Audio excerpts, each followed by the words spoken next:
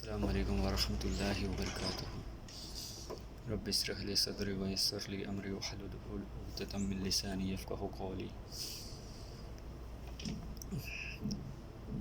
آج الحمدللہ جمعہ کا دن تھا، ابھی میں جمعہ کی نماز پڑھ کے آیا ہوں۔ تو ہمیں جمعہ کے دن کے فضیلت کے بارے میں جاننا بہت ضروری ہے۔ اس دن میں ہمیں کیا اذکار کرنا چاہیے؟ جمعہ کا دن جمعرات کی دن کے مغرب سے لے کر جمعے کی مغرب تک کے وقت رہتا ہے۔ ان 24 گھنٹوں میں ہمیں کیا کرنا ہے؟ آپ صلی اللہ علیہ وسلم کی تعلیمات کیا ہیں؟ صحابہ کے عمل کیا ہے ان دنوں میں؟ صحابہ ان دنوں میں کثرت سے درود پڑھتے تھے جمعے کے دن، جمعے کے اوقات میں۔ اور اس 24 گھنٹے میں علماء بتاتے ہیں کہ ایک وقت بھی ہوتا ہے دعا کی قبولیت کا، جیسے کہ روز کے دنوں میں بھی رہتا ہے۔ کچھ روایت میں ہے کہ مغرب کی اذان سے پہلے اور ہر نماز کی اذان اور اقامت کے درمیان کا وقت دعا ہمیں کرنی چاہیے۔ اسی طرح جمعے کے دن بھی، جمعے کی جو اذان اور اقامت کے بیچ کا وقت ہے، اس میں دعا ہمیں کثرت سے مانگنی چاہیے۔ اور اس سارے دن میں ہمیں درود نبی کریم صلی اللہ علیہ وسلم پر کثرت سے بھیجنا چاہیے۔ اور ایک اور اذکار ہے سورہ کہف۔ سورہ کہف ہمیں ہر جمعے کو پڑھنی چاہیے۔ اس دن کی بہت فضیلت ہے، اسے چھوٹی عید بھی قرار دیا گیا ہے۔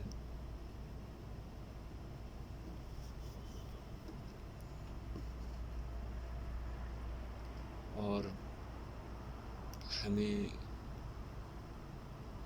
یہ بھی سوچنا چاہیے کہ جس طرح ہمارے دن گزر رہے ہیں اتنے ہی ہم موت کے قریب ہوتے جا رہے ہیں۔ ایسے ہی دن گزرتے جائیں گے، ہفتے، مہینے، سال، اور ہم موت کے اور قریب ہوتے جائیں گے۔ تو ہمیں اللہ تعالیٰ سے دعا کرنی چاہیے کہ موت سے پہلے ہمیں سچی توبہ کی توفیق دے اور اپنی عبادت کرنے والا بنا۔ جیسے کہ کل میں نے شام کو جو ویڈیو شوٹ کی تھی، اپلوڈ بھی کیا ہے، کہ ہمیں لوگوں کی پرواہ نہیں کرنا، ہمیں کسی بھی نیکی کو چھوٹا نہیں سمجھنا، ہمیں کسی بھی گناہ کو چھوٹا نہیں سمجھنا۔ ہمیں ان سے بچنا ہے، گناہوں سے، چھوٹے چھوٹے گناہوں سے، کیونکہ چھوٹے چھوٹے گناہ ہی بڑے گناہ کی طرف لے جاتے ہیں۔ چھوٹے گناہ کرتے کرتے ایک وقت آتا ہے کہ ہمیں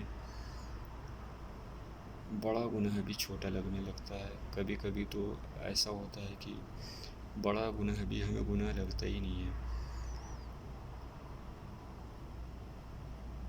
کیونکہ میجورٹی وہ کام کر رہی ہوتی ہے، تو ہمیں وہ گناہ لگتا ہی نہیں۔ نہ شیطان ہمارے دل میں وسوسے خیالات پیدا کرتا ہے کہ سب کر رہے ہیں، تم کر لو گے تو کچھ بگاڑ نہیں جائے گا۔ تو اس کا اہتمام کرنا چاہیے، ہمیں گناہوں سے بچنا چاہیے۔ آج اتنے سارے فتنے ہم پر ٹوٹے پڑے ہیں، اور اس سے کئی زیادہ اللہ کی رحمت ہے۔ تو ہمیں اللہ کی رحمت پر، اللہ کی احساناتوں پر غور کرنا چاہیے۔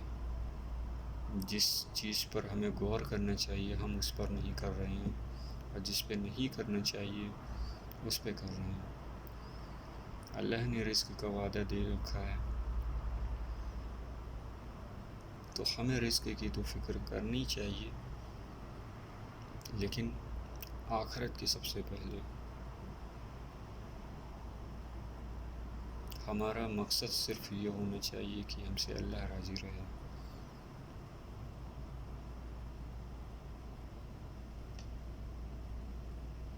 لیکن آج ہمارا مقصد یہ ہے کہ ہمیں رزق کے پیچھے بھاگ رہے ہیں.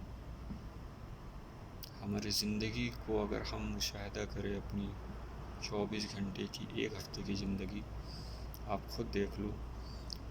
صبح اٹھتے ہیں، وہی بھاگ دوڑ بھری زندگی، نمازیں چھوڑ رہے ہیں، لوگوں کو راضی کر رہے ہیں، صرف اللہ کو ناراض کر رہے ہیں، لوگوں کی فکر کر رہے ہیں، رزق کی فکر کر رہے ہیں. ٹینشنوں کی وجہ سے ہم نے اپنے آپ کو ہلاک کر رکھا ہے. تو ہمیں لوگوں کی پرواہ نہیں کرنی ہے. اللہ تعالیٰ قرآن میں فرماتے ہیں، حدیث کا مفہوم ہے، آپ صلی اللہ علیہ وسلم کی حدیث کا مفہوم ہے کہ جو شخص دنیا کو اپنا ہدف بنا لیتا ہے تو اللہ تعالیٰ اس کی دنیا کو، اس کی ضرورتوں کو بڑھا دیتے ہیں. یعنی اس کا مطلب یہ ہے کہ اس کی زندگی سے برکت چھین لیتے ہیں.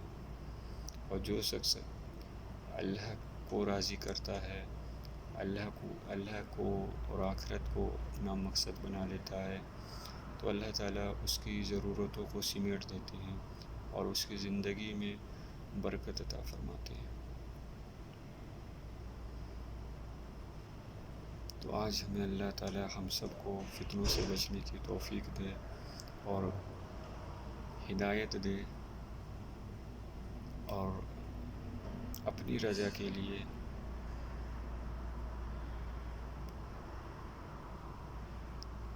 صدقات خیرات کرنے کی توفیق دے اور نیکی کی توفیق دے.